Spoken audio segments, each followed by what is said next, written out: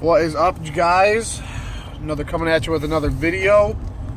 Obviously, once again in my car. Have no other time to make these videos, and I got about a half-hour drive to work, so it's always nice to. Yeah, I like it. It's not a bad idea, but that's not why we're here.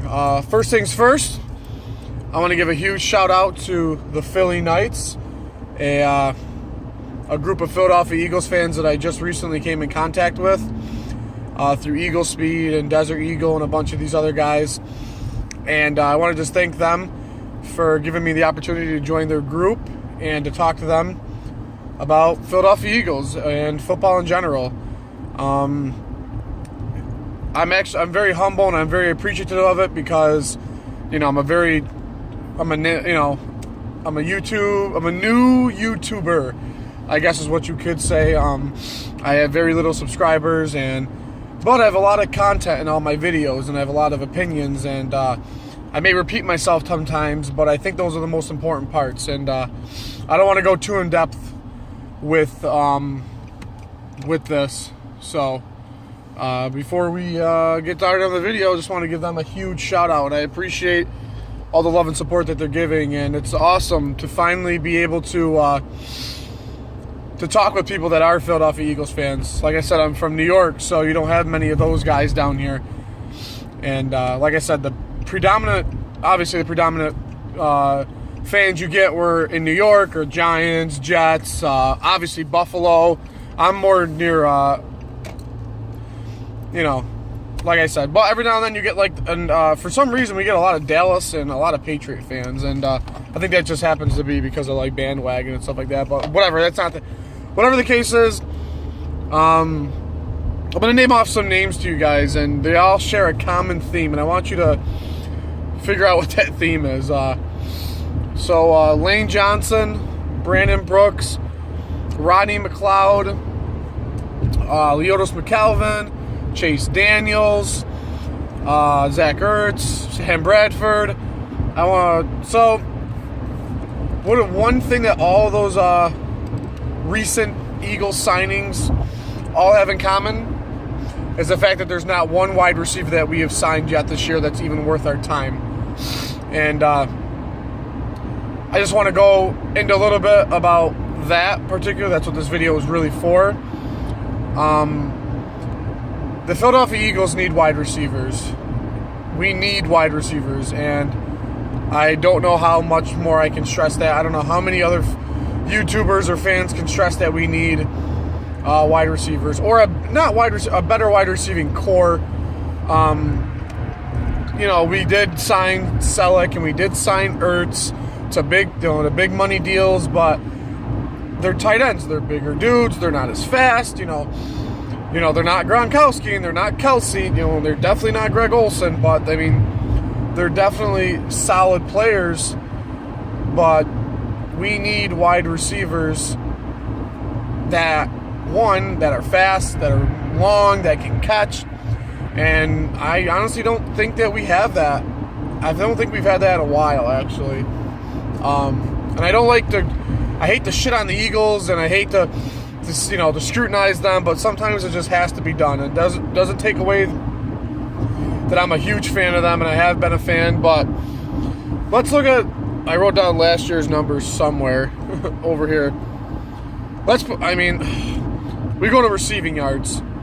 Jordy Matthews obviously takes the cake. I think he was just under 1,000 yards. I think it was 997 or something. Josh Huff, who is essentially our second or third, only had, I don't even know. I'm trying to see. Hang on. 312 receiving yards. That's embarrassing. And then the third is Nelson Aguilar, who only had about 283. Now, if those are our 1, 2, 3 wide receivers, we're in some serious trouble. Granted, Matthews, those are good numbers for him. But look at Selleck and look at Ertz. And Zach Ertz had 853 yards, and Selleck had 398 yards. They're right there. They're literally second, third, and third, or third and fourth in receiving yards.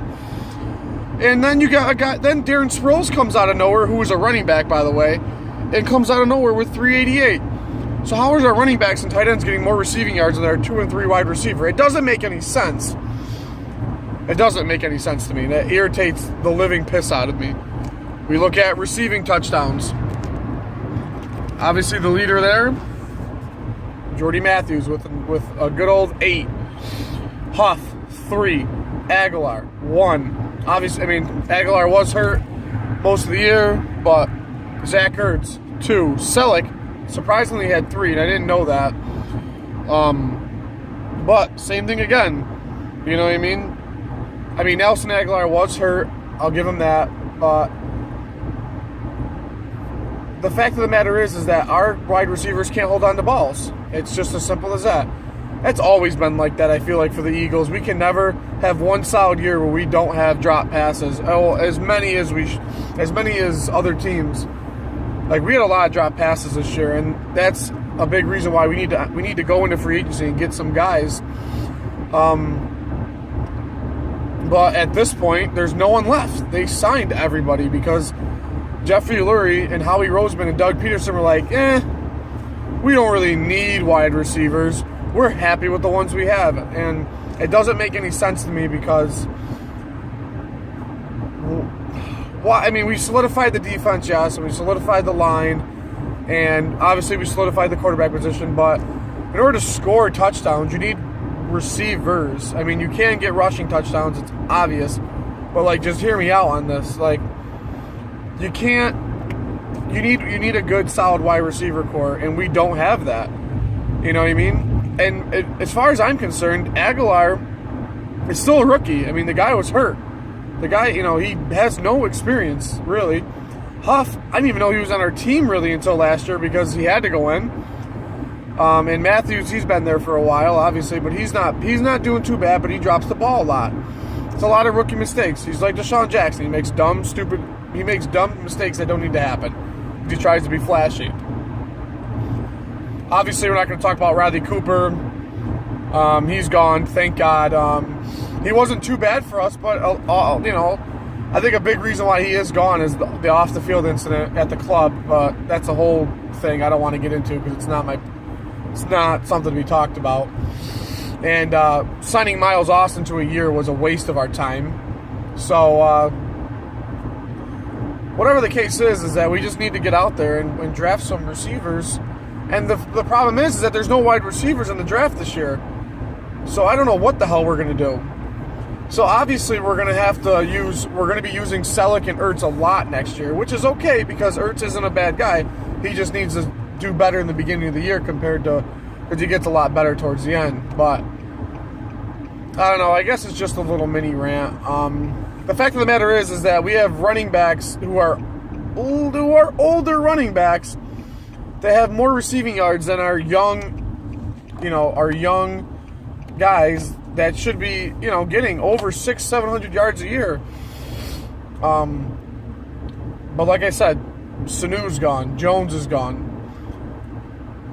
Alshon Jeffrey, he signed. He re-signed. So now what are we really going to do? Are we really going to dump it another year and try to go into the draft and draft wide receivers? But realistically, we still need help on the offensive line. And yes, we could definitely use some more guys on defense, especially backups and stuff like that, because our defense is such. Obviously we're not going to do the hurry up nonsense this year, but our defense is tired, man. I understand that. Hopefully they re-sign Fletcher Cox. But on that note, I'm gonna peace out in this. Like I said, another huge shout out to the Philly Knights. I appreciate you guys for everything you do, and go Birds.